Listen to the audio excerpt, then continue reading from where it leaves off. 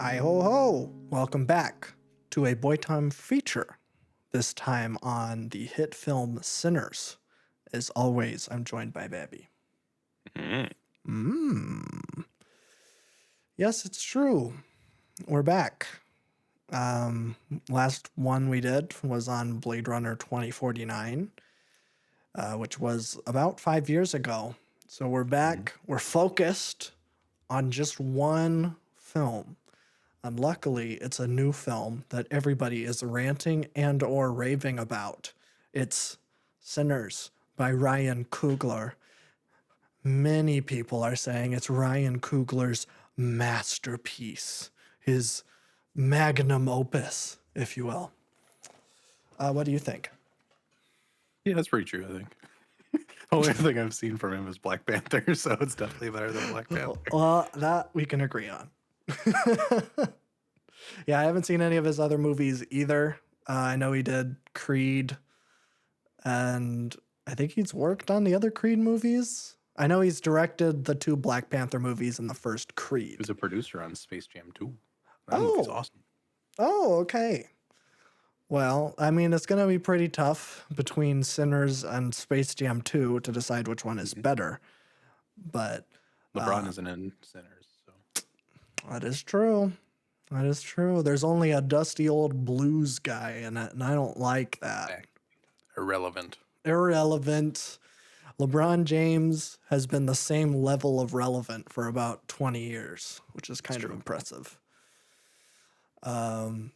But yeah, it's been a minute since we've done one of these, so I'm trying to remember the format. But I guess maybe we can talk about why we decided to do this movie, because I think it's kind of interesting and that neither of us were interested in seeing this movie based on the trailer. But then eventually all of the kind of hype and hysteria got to us that we had to check it out. And now we're here. And I guess we thought that it was warranted to do a whole feature on it because it is so special and nice. So, yeah, I guess. I guess maybe also I should say that I was planning on doing this last week on the podcast, and then I found out that you were going to watch it. And so now we are here. So I guess I can only speak for myself, but what made you want to watch this movie? Well, I saw the trailer when I was watching Michael 17. Yes. And the trailer was not impressive at all. I think the trailer is actually pretty bad. It's very copy cutter, and it didn't look like a very interesting concept the way it was portrayed in the trailer, which is crazy considering what the final product is. Yes. But then everybody started going crazy, and I wasn't sure if it was like a crazy, like, where sometimes people just hype up kind of average things for no reason because we're kind of robbed of any substance nowadays. Yeah, it's actually pretty sick. So I kind of bought into the hype machine a little bit because I'm like, all right, when is the last time there's been a movie from like a major director that kind of comes out of nowhere that everybody raves about and Yeah. like universally is like kind of everybody's blowing it up? I know sometimes algorithms can kind of like make it seem like things are a lot more hyped up universally than they actually are, but I feel like this one actually had that kind of universal acclaim. So Yeah. I mean, it was a packed theater when I went and saw it a week ago, which would have been right around when it opened. How was your theater? there was like 15 people in it. Oh, It was a Monday afternoon show, like 5. So okay. still having people in the theater at that point, I think, is still interesting. Yeah. Considering I saw the Minecraft movie a week earlier at night, and there was nobody there. So I'm used to empty theaters. I did not get a theater experience for this. That's too bad. I will say, I had a packed theater house, and it was a loud crowd, and I mean that in a good way. It's not like people were talking throughout the whole movie or anything, but people were reacting, and it was very fun. It was a fun experience being with a group of people that were all like yelling at the screen and stuff, which usually I think I would hate, but for some reason with this movie, it was like awesome. It was like everyone kind of banding Perfect. together. I'm like, yeah, murder those vampires. I hate them. It was awesome. So I'll try not to let that, you know, obscure my view on this movie because I do really, really like it. I think it's ambitious in a way that a lot of, modern filmmakers aren't willing to be. And it's just nice. I think this is how I wrapped up my letterboxd review on it. It's nice to like be in a packed house. Everybody's watching this movie, and it actually has something to say. And I'm like, this never happens. Whenever I see movies that have a statement, that have a goal, a message they're wanting to impart on the audience, nobody is there, and it makes me very sad. And so I was very happy that like a lot of people are seeing this movie, and it also is like people who aren't like film bro or film nerds or whatever. Hmm. It's just like everybody kind of like rallied around this movie in a way that is kind of, well, not quite to this extent, but it kind of gives me hints of like the Barbenheimer effect, where like everybody's Hmm. kind of rallying around this movie. And I always love when that happens. So, yeah, that's why I think this movie is fun and cool and that you should see it right now. I guess before we get into the plot and stuff, what we like about it and what we didn't like. With all that out of the way, I guess we can just talk about the movie. I don't know if you need. Spoilers. What was that? Spoilers. Oh, spoilers. Yeah, I don't know if we'll go too much into spoilers. I mean, the story of it is pretty bare bones. It's not Yeah. like I feel like I mean, it's pretty predictable in like the like broad strokes, like what's going to happen. But I think on like a minutia level, it's actually doing a lot that I think is really clever. Hmm. So I guess we'll start. Maybe we'll just start with like basic impressions. So you just watched a film a couple days ago, had some. Fresh. It's pretty fresh, but you've got some time to digest it. Hmm. What are your thoughts on this movie now, looking back? Um, I think I really enjoyed it. I think this actually has like a replayability effect for me where I Mm, would see this again. I think for a couple reasons. I think the way the story is set up, where it is more of a simple, streamlined story that kind of goes off the rails and you get all the little details and stuff. I think it'd be really cool to watch it again, knowing what happens and mm, just like kind of catching more details and things. Because even after the movie, I was like thinking about it. I'm like, there's like little things here and there that I'm like, ooh, I didn't even catch that until now. yeah, And I love that like granular stuff that really gets in there because I feel like that's missing in a lot of stuff nowadays. I feel like the absolutely. overall arching plot of things just kind of overtakes everything, but this had so many cool little details and things that are just really fun. Hmm. Um, but I had a pretty great time. I don't think it hit me as much on like an emotional level as Oh, like I sure. was expecting it to. But I think that's just because I was like, this was really well made and fun. Mm. Um, so I Right. think that kind of overtook it because it is really fun despite like often pretty serious subject matter across it. Oh yeah. It's a blend of a lot of different things that I think just really work well for it. So I just left being like, that was really well made, and I would watch that again. Oh yeah. Yeah, I definitely would too. Uh, yeah. No, I think I'm right there with you. I don't know. I guess I didn't really have like an emotional reaction to it either.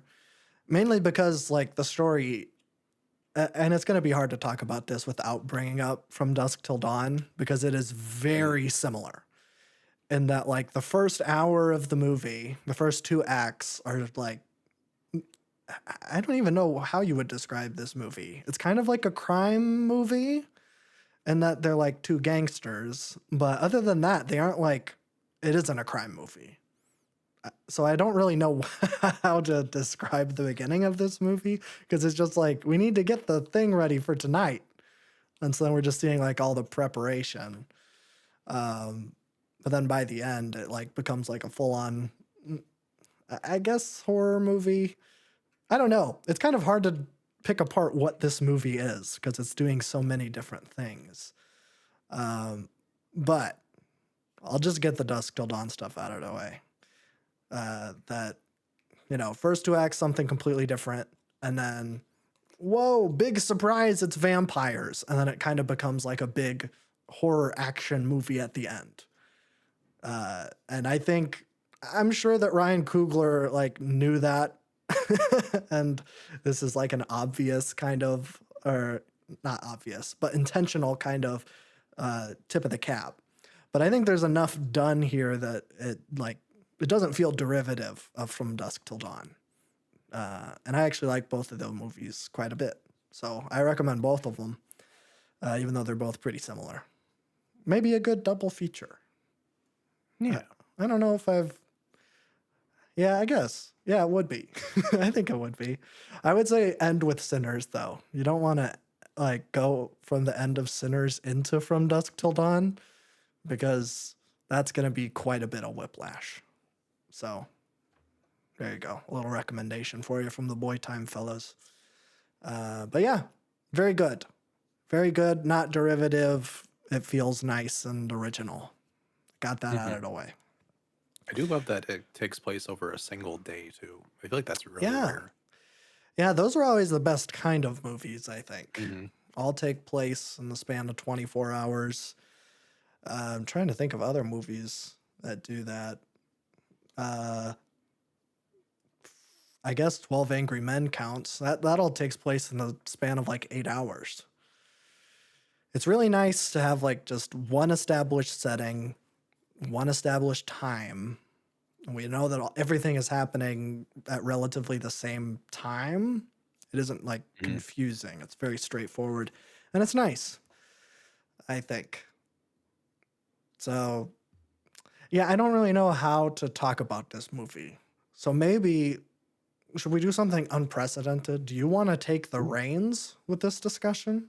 Because I'm not sure if I know how to lead us correctly. Yeah, I don't do plot synopses or really anything like that when I talk about films. I try to keep it very high level when it comes to that because I like all the tiny little what is it really trying to say. Yeah. But it basically starts and we have this character who I'm gonna forget all the characters' names already. Well, it's which Smoke is and awesome. Stag. Smoke and Stack, which Yeah. are both played by Michael B. Jordan. Yes. Which I couldn't tell if they were both Michael B. Jordan or not because there was some lighting stuff where I was like, I think they had one of them had the red hat on, so I'm like, it was Oh, covering yeah. his eyes. I'm like, is that the same? Is that both Michael B. Jordan? No way. Like Mickey 17 has duplicates of Robert Pattinson, and then I go see another movie that came out this year, and there's another duplicate thing. That's a good point. And I don't even think it like the trailer. I don't remember there being two of them either, which was also like, Oh, yeah, I think that was a thing in the trailer. yeah. Yeah. But we follow Smoke and Stack, and then Sammy, who is their cousin of some form. Yes. I believe they came back down from Chicago because they were involved in some gang stuff there. They were working with Al they were- Capone. Yes, I think Irish and Italian mobs, because in the bar they were selling Italian wine and Irish beer, which I thought was a really Oh, cool I didn't detail. even notice that. Yeah, That makes Um, sense. but they kind of take a trip because Sammy's on a cotton uh, field and he's a kind of sharecropper type thing. Yeah. So it's just a really interesting dynamic between those two. But it kind of carries a whole day of them trying to open up this juke joint. And you get all the little cool details of that. And yeah, Smoke and Stack are kind of scumbags, but in a very charming way. They're very cool characters. Yes. I don't know. It's such a cool blend of like Western, old timey, and still like kind of new school. The language in this movie is just so cool. It's got old timey sayings, but it's also got stuff that just blends it perfectly into today. Yes. But yeah, music is a very central theme of this movie. I think we'll talk about that for a majority of this, because Sammy is a blues musician. He gets gifted this crazy guitar from the brothers, which is I forgot the name of like what those actual guitars are, but it is a electric guitar and it has the silver kind of plate in the center. Yeah, I don't remember what is that a forgot. mandolin? Or is that different? Potentially. No, I feel it's not a it's mandolin. different. I don't know what they're called either. It's not a steel guitar. It's something No. else. Something else. I recognize it. I'm like, ooh, that is an important detail. Yes. But yeah, so that's basically the plot synopsis. They open up the whole juke joint. They have all these different characters that we get introduced to slowly, which is great. I think pacing wise, it's fantastic because it sets everything up before anything crazy happens. Um, so it lets you like actually connect to the characters before just like typical horror movie, people are dying and you have no connection because you just met this person 20 Right. minutes ago. Um, but yeah, I don't know. The pacing was really good. I wish I hadn't seen anything about the movie, frankly. Mm. It teases vampires very early. So like I obviously knew it was alluding to that with like the whole rattlesnake scene, but it would have been even cooler Oh, if I had zero idea that there was any vampires in this movie. yes. Yeah, I think that is the problem with like, I mean, because the crux of this movie is that this is a twist. Is that it's a whatever, get in the juke joint. We're gonna Mhm. bring the town together. We're all gonna have this great little celebration with all this newfound gang money, and then whoops, vampires. It turns out it's a completely different movie to what you think it is. Um, and it's tough. There was another movie that came out this year, or maybe it was last year. It's called, I think, Ballerina, and it's very similar, actually very similar to this, in that it is like a little girl who's a ballerina, and for most of the movie, it's just like, oh, she's a little odd, but it's like a movie about her being a ballerina and like dancing society and stuff. And then, it turns out she's a vampire. And it's like, yeah, that's a cool twist. But the poster for that movie is her with vampire teeth. Yeah. It's like you're spoiling the entire crux of like what makes this movie interesting in the marketing material for it, which I know like you kind of need to do that, but it is kind of disappointing. Yeah, it's a you kind of lose both ways. Yeah. So, yeah.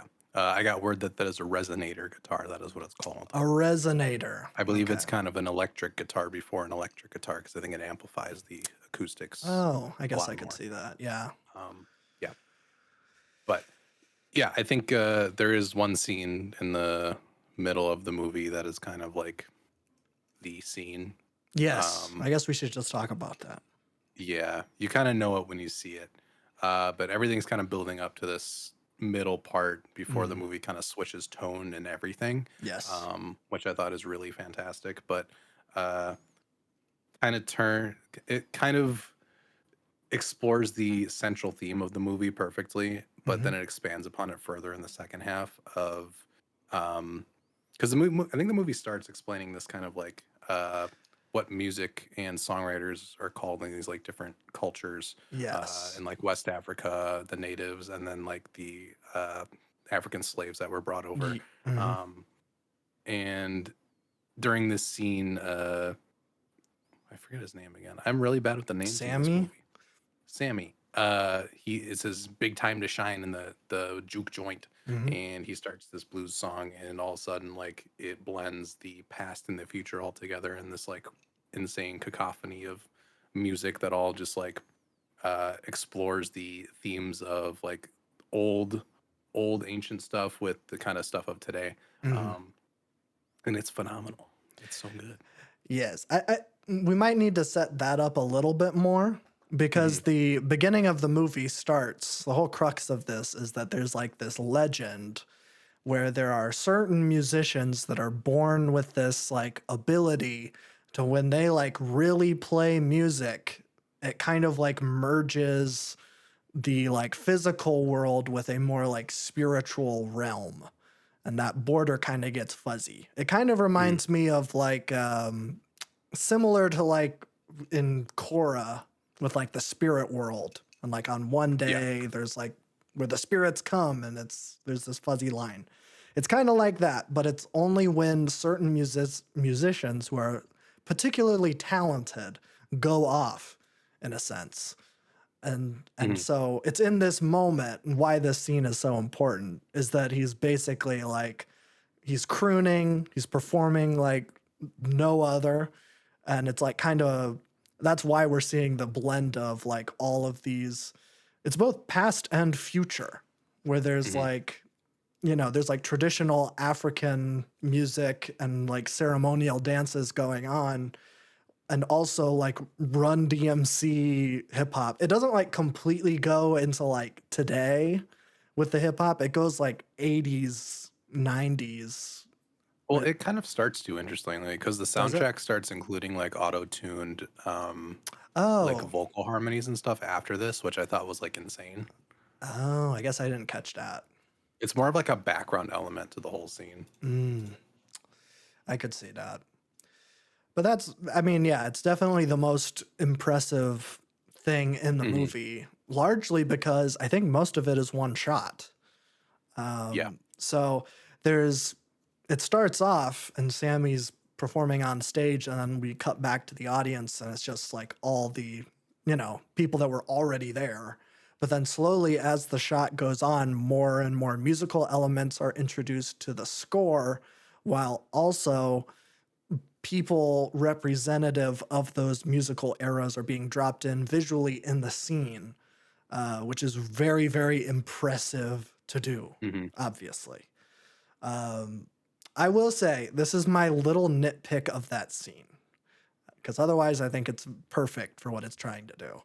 I don't know if, because there are times where it like cuts almost exclusively to like traditional African music. And as a piece, I don't think it flows very well. Um, Yeah, I think it- as an actual music statement, it is a little jumbled. yeah. And But like, that's not really the point when you're no, seeing the visuals. But it's like, yeah. but like it would be cool if they were able to incorporate those musical elements a little bit more seamlessly, where it could be like, ooh, I kind of, because like I was like trying to kind of like jam to it a little bit, and Hmm. like because the blues in this movie is so g dang good, Oh, it's and that's fantastic. that's something we'll talk about a little bit later. But I was like jamming to his song because it's so good, and then like it kind of just like cuts abruptly to the African music as the tribal African like ceremonial stuff is going on, and I'm like, that doesn't completely work for me. But the visuals of it I think are the main draw. Yeah. The music Hmm. is just kind of accompanying that, but it is a little bit disappointing, that's all I'll say. Otherwise Yeah. fantastic. It's fantastic. I think zooming out to the entire kind of juke joint seems to be kind of built on that Ernie Barnes painting, which you can see on Oh, Marvin Gaye's "I Want You." yeah, yeah. I think that entire scene is like inspired by that, which makes so much sense when you look at it. Like the way they're able to capture the motion and kind of bring that to life throughout this entire kind of sequence is just insane. And don't Um, don't they show that picture, or at least a photo that is like very similar to they it? might, I yeah, think they do. Because I remember seeing it. I'm like, oh, that looks familiar. yeah, because I got that immediately. I'm like, wow, you Oh yeah. really like brought that to life. Um, Maybe it's at the jazz yeah, joint at the end.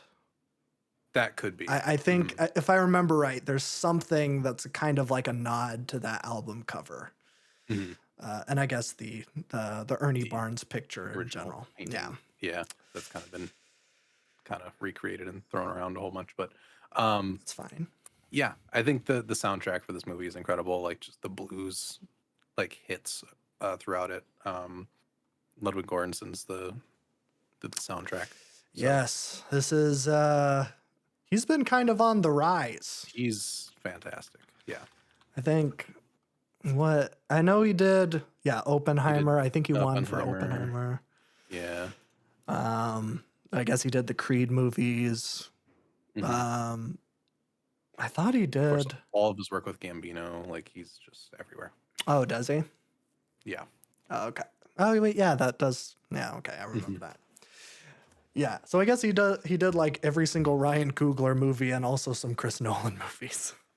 Um, but I do remember like when Oppenheimer came out, like people were like going crazy about the score.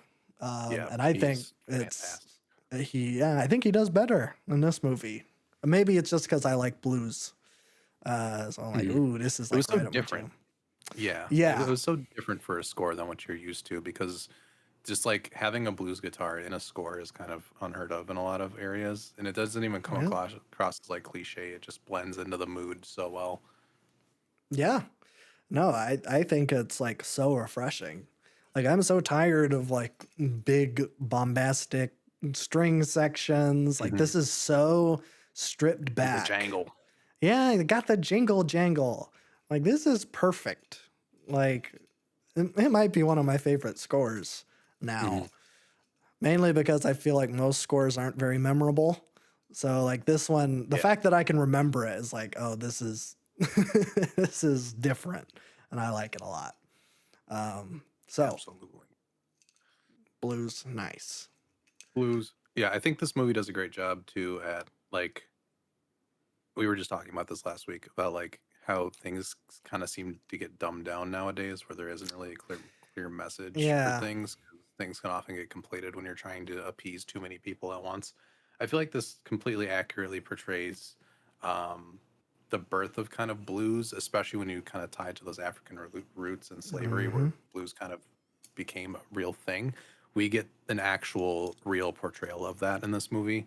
oh yeah, Um which is fantastic because it did come out of these hymns and these slave songs and all these kind of things from colonized people from a different continent getting dropped in a new continent, hmm, um, and the kind of pain and suffering that comes along with that. So when they kind of do the African connection to it, it is kind of eye opening because you can draw similarities and you can draw the build from all of these things, even to like modern day hip hop. All of it has a clear kind of connection if you're listening correctly, hmm, um, where all of it does tie back to that.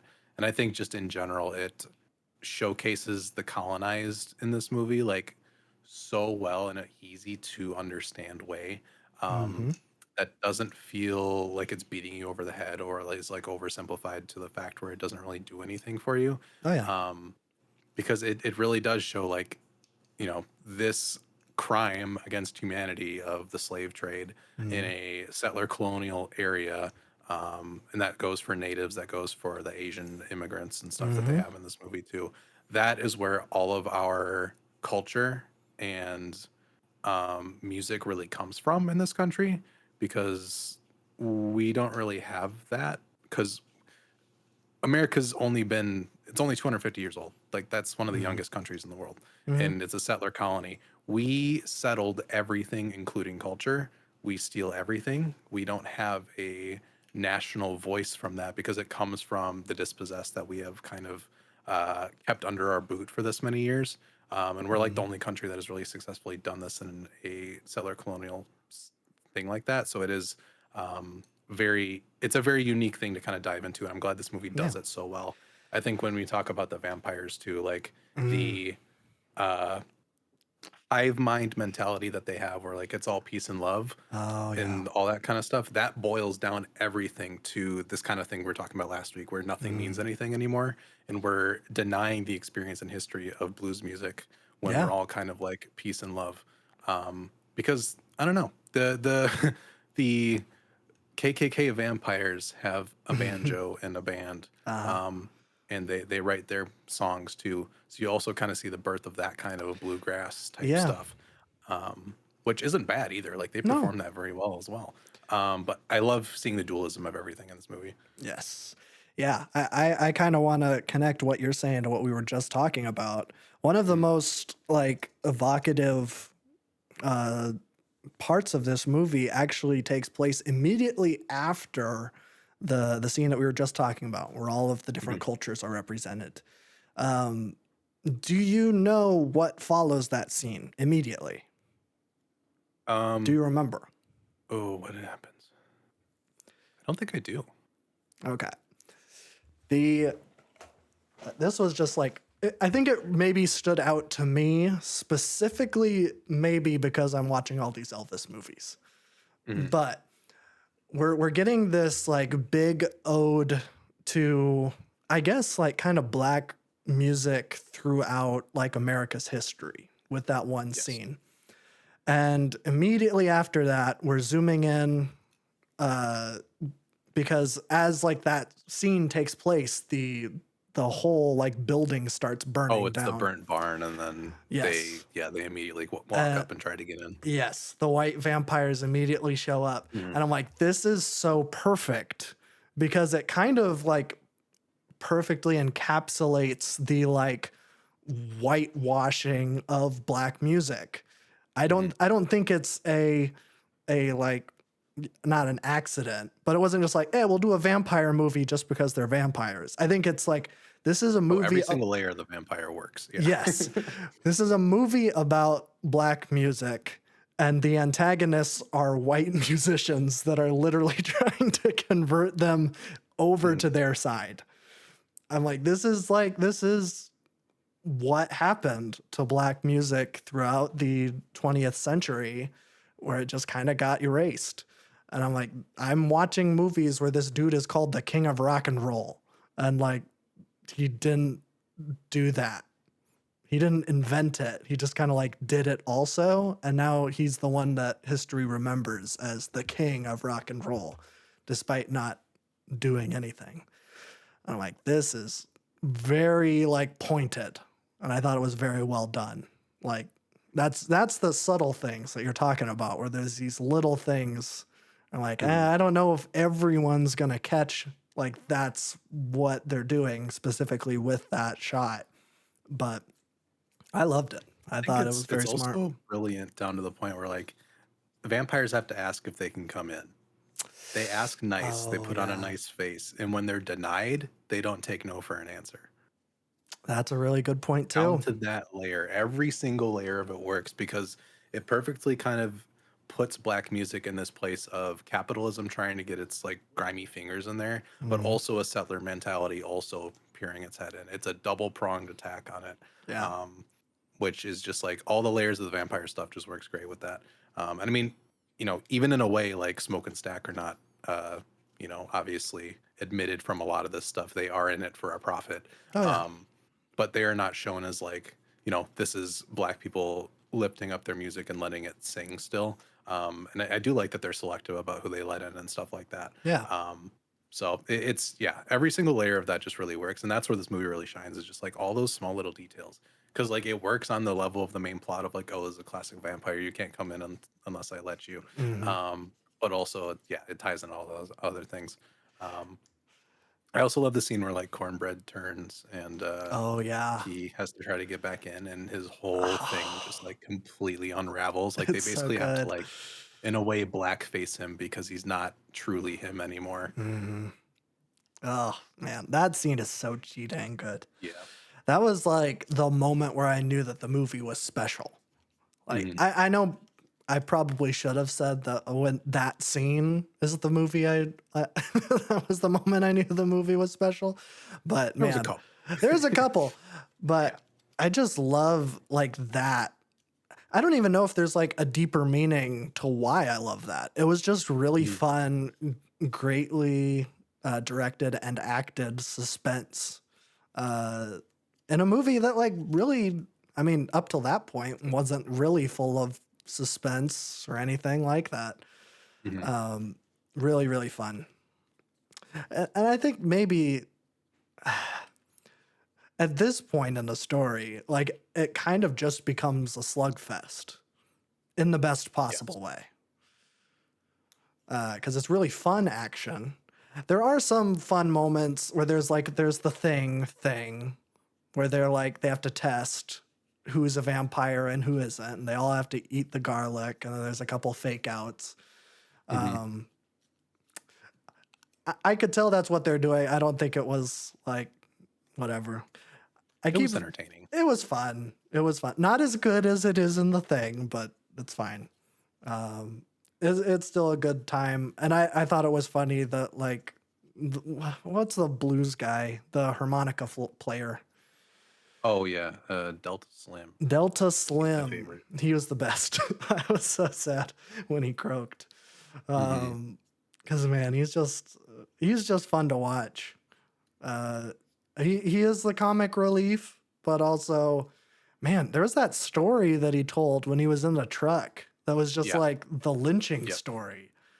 Where I'm like, man, you're giving your comic relief this. Like, that's Yeah. crazy. And that's what it is. Like I think again, like colonialism is the center of my mind and it has been for 18 months for no particular reason. Haha. Mhm.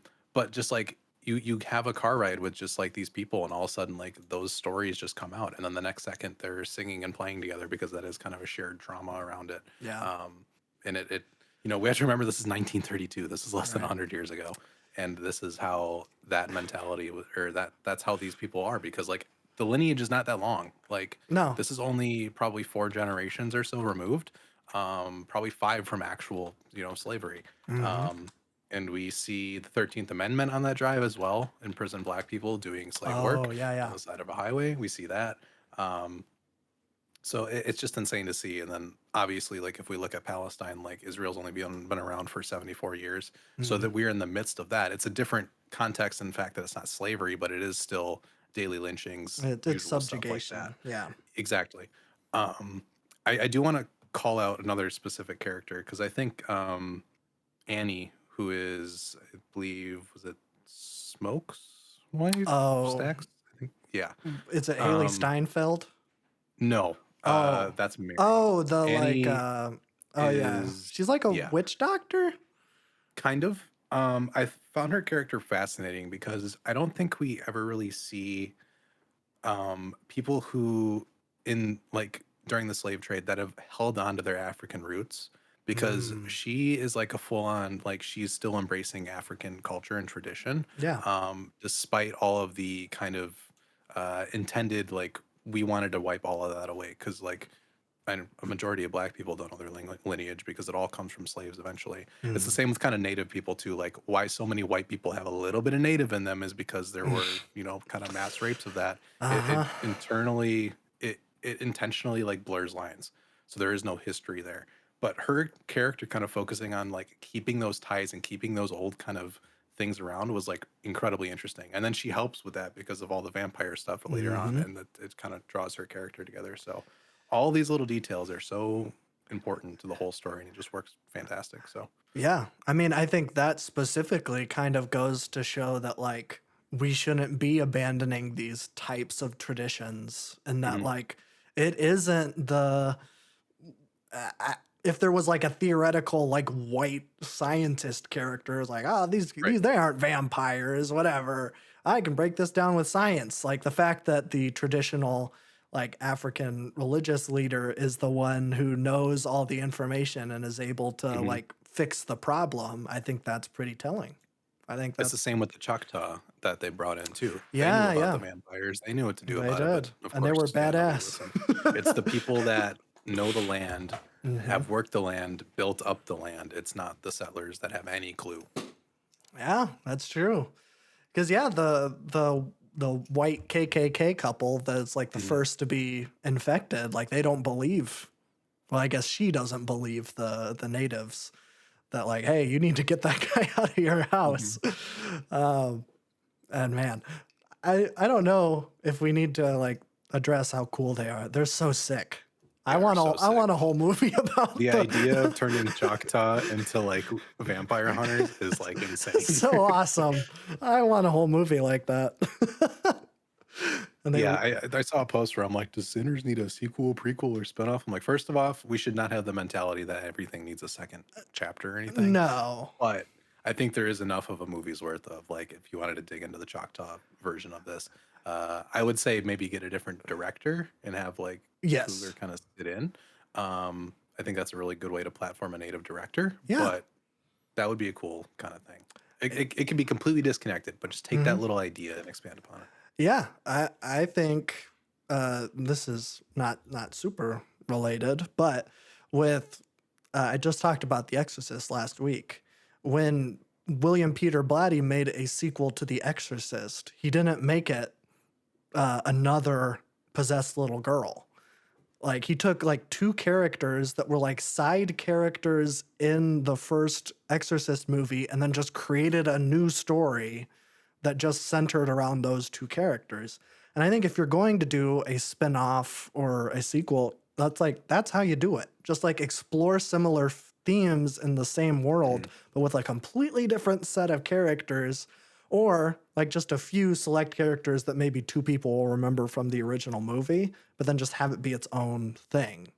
And I think that Mhm. that would be pretty cool to have a spin-off, although that could be pretty schlocky if it's like It could. It it, could. it could like slide into the like Abraham Lincoln Vampire Hunter territory, Yeah. where it's taking like historical figures and just making Mhm. action schlock with it. But if it was done Yeah. like well and it was like a really solid action movie, I think it would be pretty sick. I think I'm mostly against like doing spin-offs or sequels or prequels of most things now, but like Yeah, me if too. there was to be one, that's where I would want it to go. Yes, yeah, it has to be Yeah, like for a purpose. I'm absolutely. not gonna say that all of them are bad, Mhm. but most of them are because it's just to make money. Yep. There's no like artistic purpose behind it. Right. So yeah, I don't know. I'd be down, I Yeah. guess. Totally. I wouldn't want a Sinners too, No. but something else. Mhm. I think I'm just Yeah. fascinated with this time period. It's so It is. interesting. It's an interesting time period. Like we're obviously post World War One because I guess we didn't even mention that Smoke N- and Stack were World War One veterans, which is a very popular thing where black people were sent in droves over to mhm. help support both wars, um, Yeah. and didn't get anything in return for it. Obviously, fighting Mhm. for a country that doesn't even do anything for you. That Watched goes the for any holdovers. American, but especially Black Americans. Yes. Yeah, but uh, I do want to talk about. This will be a spoiler for the end of the movie, so if you're not didn't see it We've yet, already, we've yeah, already surpassed. Putting Buddy Guy in this movie is phenomenal. so It was so cheating cool good. to see him at the end. Hmm. I didn't even notice it until he started playing, and I'm like, oh, I'm so glad like you have him in here to plan to play this older Sammy uh, Yes. character. But yeah, because I think just like blues music, I kind of grew up with blues music because of my dad, but I was always into the white blues music where there wasn't really emotional connection to it Oh, because there is kind of the subsect of blues where um, bald white man plays guitar extremely well, and we call it blues music because it kind of has some undertones of it, but it's mostly just about how crazy can I make a guitar solo in a 14-minute song. right. So it's kind of a disconnect. So I think cementing it with Buddy Guy at the end, like kind of showing what blues was kind of like in the 90s, and then bringing it back to the very some classic Buddy Guy stuff was really cool. Hmm. Um, yeah, fantastic. He's so G dang good. And that was like so cool. That reminded me a lot of like Spike Lee. Um, Hmm. Spike Lee, I mean, in Black Klansman, Harry Belafonte has like a cameo where he plays like a civil rights leader, which, you know, makes sense because he was a civil rights Hmm. leader. And then in Malcolm X, I think Nelson Mandela is in it. And I'm always a big fan of like, if you're going to, you know, you're going to be talking about these social issues, if you can find people that were like a part of the social issue that you're like Yeah. wanting to promote, it's like that makes the message hit so much harder because you're like, this is Hmm. like, in a way, this is kind of like a way for the actual blues community to be like, to give a cosign to this movie and be like, yeah, like this, we're feeling it too. Like it Hmm. isn't just Ryan Coogler. Like we're all sitting here thinking that we were all robbed. And I think that's like, it's so cool. Like, And to do it in the thing that's not like a retelling of the history of blues, but you still hit the main points in a fictional story is yeah, like this is a vampire movie, and they're explaining the history of blues better than most things do. yeah. It's so special. Um, yeah, yeah. I, I guess I would say that it's Ryan Coogler's masterpiece. Yeah.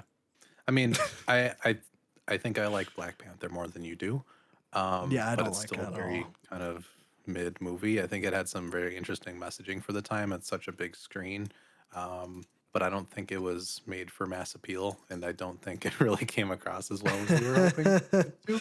Well, But yeah, I don't this know. movie is kind of an anomaly in today's uh, ecosystem, I should say, for being such a big hit. Not that it's made today. I think Right. for being this kind of breakout hit, because I think it does just kind of like hit a lot of the feelings that people kind of have right now. Everything's weird. We have AI Yes. kind of everywhere. Uh, Facts are continuing to be like bubbled down, and if you actually look into things and research a lot of stuff, you feel like you're going crazy because of how much just insanity there is out there. Yeah. Especially when it comes to just whitewashing of whether it is serious political things, history of America, all these different things, we're kind of being gaslit like in every aspect of our lives right now. So I think having a movie that is just so blatantly like this is my message. I am not sugarcoating anything. This is how it is. And it is Mm, so much more accurate in a lot of those sentiments. Like I always love KKK members getting gunned down with a machine gun at the end of yes. the movie. That's great. It's a great statement to end on. Hmm. Um, yeah, I'm not gonna go all libbed out and be like, this is what we needed right now. But I think it speaks to a larger zeitgeist that is kind of just wanting something real like Yeah. this right now, because there isn't really a lot of that in the No. mainstream, I should say. Every time I do that, I always preface mainstream. There is stuff out there. You just have to like Yeah. dig a little bit deeper. I will say I will say that even in non-mainstream sources, it's getting kind of hard to find Yeah, I don't know stuff. about films. I can only talk about music. Oh, yeah, yeah. I mean, kind of in both. I think music is Mhm. in a better place than movies It are. is. It's getting there. Yeah. Yeah. Uh, and maybe part of that is that like everybody can make music and is Mhm. making music that everyone can hear. It's an emotional expression at that point too. It's easier to Yes. kind of do that. Well, yeah, I think it's just it's easier to make Mhm. music and uh it's easier to find underground Yes. music. I would say it's very difficult to find movies that people aren't talking about on Twitter or Yeah. whatever. Hmm. Um, unless you're like really tapped in, like you're, I don't know, you're subscribed to like your local art theater's newsletter. I doubt Hmm. most people are going to know that, not that this was a underground movie, but like movies like this that have something to say are getting Right. buried. Like, Yeah. Some are actually being censored right now too. There's a yeah, handful true. of movies I want to watch and I cannot watch them. So Well, yeah, it's weird right now. it is. It is. Like, I think one movie that says a lot that I think most people missed last year was The People's Joker, which is like Hmm. this under the guise of like a Batman parody. It's like this really heart wrenching tale about the trans experience. And like nobody saw it, mainly because I'm sure a lot of people didn't see it because it's called The People's Joker. Yeah, And, it's insane. and, you know, I almost didn't see it. Like I didn't know what it was about. And I saw the trailer and I'm like, oh, this is gonna be weird. Some dude dressed Yeah. up in a Joker costume. But then it turned out like, oh wait, no, it's actually this thing about the trans experience. Okay, now I'm interested. And when I gave it a chance, it was worth it. But yeah, hard to find stuff like that these days. It is. Yeah. Just a reminder that No Other Land won the Oscar and you still can't watch it in the United States. Wait, what? What did? No Other Land. No Other Land. I haven't even Yeah. heard of it. So maybe That's that. insane because it won the Oscar for Best Documentary. It is a Palestinian and Israeli film about the West Bank occupation. And you Oh, can't watch in the US because there is just constant barrage to get it censored. And that goes oh, for any film that is in this area. So huh. it's insane. It's crazy. Yeah, I mean, it makes sense. I'm Yeah. I'm not Yeah. shocked, but yeah, No, I'm not shocked, but it's just like this is yeah. So something like this coming out is just like it's refreshing. it It is. is a fun fictional thing too. It's not like it's like this heavy, real No, no. kind of thing, but it touches on a lot of things that I think people have been yearning for, you know, to see because Yeah, it is so real and authentic. So I think if you want a fun horror action movie, I think you'll be satisfied. But mhm, also, if you look a little bit deeper, I think you'll find plenty. There's a lot to unpack here. So, neat. I wouldn't even like consider this heavy on the horror side either. So don't no, no. let that deter anybody. I would say uh, Thriller, action maybe. horror. It's Yeah, more of an action movie more than on it. the action. There's like not well, maybe the cornbread scene is like a little bit of a horror thing because you Yeah, never know when he's gonna snap, and he does snap. that's true. There's like three jump scares. It's not. I would barely even categorize them as jump scares. I would just Yeah, say exactly. If anything, there's like three it's jump scares at the beginning of the movie, and once the first one happens, you're yeah, kind of expecting it, so it's not really like a thing. yeah, yeah. I don't know. I think it's fine for the squeamish If you're squeamish about horror, I don't think you're gonna have any problem with it. No, I think my one issue with the movie is the lighting when they're not in the juke joint. Oh yeah, it's So awful. you can't really even see a lot of the gore. And that was my like I was like squinting throughout the entire movie besides the juke joint. Yes. I think we need to get better at lighting night scenes outside because Yes. we people have done it for so long and then all of a sudden like 10 years ago everybody just decided nope, I need realism. You can't see anything. The Okay, here's the weird thing about that. Because yeah, it is really only a thing that's been bad for the last 10 years. I don't Mhm. understand why this happened, but the moment that I think most people recognize this as a problem was way back in the last season of Game of Thrones. Yeah. There's like that one scene where they're like fighting the ice zombies at night and you can't see anything. And people were like, this is the worst. Like, why even release this if you can't even see what's going on? And so Hollywood took that feedback and said, okay, we're going to keep doing that because I honestly don't know. Well, I mean, I do know why. It's to hide bad special effects or Yeah. so you don't have to do special effects at Saves all. money. Mhm. It just sucks. It's like, I don't know. I think I've seen some people on like film in the film space being like, what happened to directors? Did they forget how to make movies? It's like, no. I think saying that is being a little naive, being like, oh, the new guys are just worse at it than the old guys, the guys that I remember when I was a kid. It's like, no, there's more to it than Not that, really. Yeah. but it is a problem. And It that is. like you watch hell just going back to The Exorcist, there's plenty of scenes that take place at night, but you can tell what's going on in all of them Mhm. because they're lit properly. And even if it's unrealistic, like who cares though? It's a movie. It's a I think movie. some of the most beautiful and effective shots can be made with like the light and dark contrast of a dark scene. Yeah. Like there's so much stuff you can do with that. I mean like, and this is the exception to the rule, but like Moonlight has like an absolutely beautiful scene where it's like at night on a beach where in real life would be absolutely dark. Yeah. You wouldn't be able to see anything, but like they shoot it really creatively with like purple and blue light. So it looks really, really beautiful. Even though that isn't how it would look, it doesn't matter. It's the language of film, and we as an audience know how to interpret it. Mhm. I don't like it. Sorry, you got me started. I don't want to get No, that's started. fine. I think a lot of criticism I have of a lot of things in any media genre is that you're insulting your audience's intelligence. Yes, So yes. it's a genuine issue. This movie does not do that, besides the lighting department. Besides So the lighting, yeah, yeah. that's like the one thing I noticed. I'm like, ah, come on, That was my only critique of this movie was like at points the lighting was just not good. no. But otherwise, like when I'll give the lighting department props when like the building's burning down. It looks really, Oh yeah. really nice. Mhm. Uh, I don't know how they do that. I guess that's a Even genuine just like question. I don't know how they yeah, do that. I don't know. I did like the kind of smoke and stack dynamic too when they had like their contrasting outfits, but there was Mm, also like the first scene in the movie when they're meeting with the KKK guy to buy yeah. the joint. Like they are split frame, like the building is behind one of them and the sky's behind the other. So like there's some Mm, really cool stuff that happens with that. But yeah, yeah. Yeah. And they're associated with a color, which is hmm important. I'm glad that like color theory is starting to seep back into Hollywood. I've noticed that more and that is good. more. That like Yeah, we're out of the freaking digital color age. It seems. oh yeah. Like I'm so glad that's over. It's like I mean, I think the first time I noticed it coming back was Baby Driver, or like Yeah. every character in that movie is associated with a color. But I've like started to notice it more and more.